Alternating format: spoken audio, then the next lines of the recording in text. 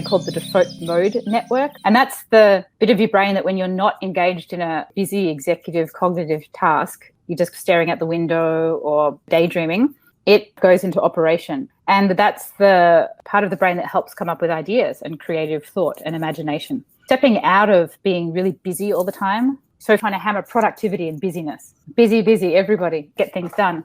And that's your key metric for how you're running your organization. You're not going to be giving your group the space to get into their default mode network way of thinking, which is you need to say to everybody, there's nothing to do today. Nothing's going to catch fire. I just want you to creatively brainstorm. There's a deeper philosophy of realizing that creative and imaginative thought is the core of life, or the meaning of life, the core of everything important. And when you go through a worldview where you believe that creative thought and innovation are the life force of the universe, channeling that energy is where everything good comes from. And if you believe that, you're able to instill that structurally in the organization.